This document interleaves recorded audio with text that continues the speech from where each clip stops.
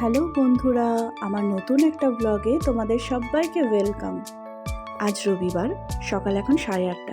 আজকে ছুটির দিন হলেও একটু তাড়াতাড়ি ঘুম থেকে উঠে পড়েছি, কারণ আজ আমাদের একটা অনুষ্ঠান বাড়ি আছে। তো ওখানে সকাল সকাল একটু যেতে হবে, তার জন্য ঘরে যাবতীয় মা কাজকর্ম সকাল সকাল সেরে নেবে। আমি উঠে গেলাম ঘুম থেকে, একটুখানি বাগানে এলাম, দেখি কিছু গাছ তো নিজের হাতেও লাগানো, দেখতে খুব ভালো লাগে সকালবেলায়। আর যাই করি নাই করি, একটু বাগানটা ঘুরতে বেশ ভালোই লাগে। আর এই যে আমাদের ঘরের যে মেন মেম্বার, তার সকাল সকাল ঘুম থেকে উঠে খেলা দেখানো শুরু হয়ে গেছে। সকালবেলা ওকেও একবার খাওয়ানোর পরে ছেড়ে দেওয়া হয় ঘরের মধ্যে। তো তখন ও যে কি করবে, কি নিয়ে খেলবে, কাকে কি ধরবে, ও নিজেও বুঝতে পারে না। ওর এই যে মায়ের সকালের ওই ন্যাকড়াটা নিয়ে ছোটাছুটি করা শুরু হয়ে গেছে। ও যা খুশি করতে থাকে, ঘরের এটা ওটা কাটা ঘোরাফেরা। তো যাই হোক, আমিও সকালবেলাতে আমার ডিটক্স ওয়াটারটা গরম করে একটু খেয়ে নেব, তারপরে চা খেয়ে হালকা ব্রেকফাস্ট করব। আজকে লাঞ্চেও সেরকম কিছু মেনু নেই, খুব হালকার ওপরে, কারণ রাত্রেবেলা হেভি খাওয়া দাওয়া যেদিন হয় না, আমরা দুপুরবেলাতেও খুব হালকা খাবার দাবার খাই।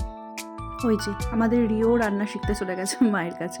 তো যাই হোক, আমি আজকে একটুখানি নিজের কাজকর্ম করে তাড়াতাড়ি স্নান টান সেরে পুজোটাও সেরে নেব। আর এই যে আমি লাঞ্চ সেরে বেরিয়ে পড়েছি, আজকে একটু পার্লার যাব।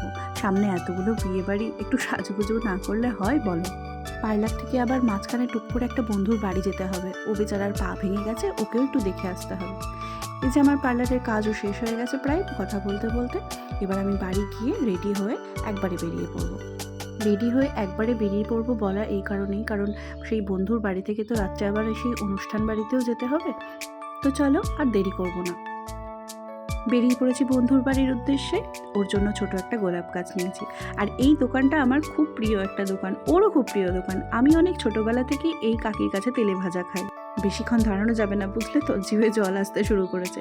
তো এখান থেকে তাড়াতাড়ি দু একটা চটপট কিছু স্ন্যাক্স নিয়ে ওর বাড়িতে চলে যাব।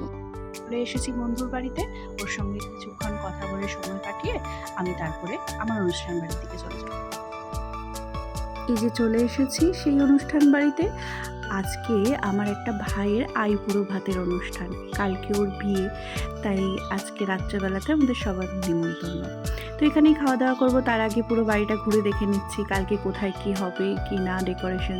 বিয়ে বাড়ি মানেই কত লোকজন, আনন্দ, আত্মীয় স্বজন, লাইট, কি ভালো লাগে বলো। এই যে এটা আমার সেই ভাই, কাকু আর কাকিমা, অনেক ছোটোবেলা থেকে ওদের সাথে আমাদের সম্পর্ক, খুব ভালোবাসেন কাকু আমাকে। তো ভাই এখন আইবুড়ো ভাতে বসে পড়েছে, কাকিমা ওকে পায়েসটা খাইয়ে দিচ্ছে। ঘর দেখতে দেখতে আমি চলে এলাম এই ঘরে। এখানে কত সুন্দর করে তত্ত্বগুলো সাজানো হয়েছে। এই প্রত্যেকটা তত্ত্ব কিন্তু আমার সেই ভাইটা নিজের হাতে সাজিয়েছে, জানো তো। সে বেচারা 1 মাস ধরে অফিস থেকে এসে নিজের হাতে একটু একটু করে তত্ত্বগুলো যত্ন করে সাজিয়েছে। ওর তো আজকে খুবই মনে আনন্দ, স্বাভাবিকভাবেই। এখানে কালকে গায়ে হলুদ হবে, কি সুন্দর করে সাজিয়েছে জায়গাগুলো। যাই টুক করে এর মধ্যে ভাইয়ের সাথে একটা সেলফি তুলে নিই।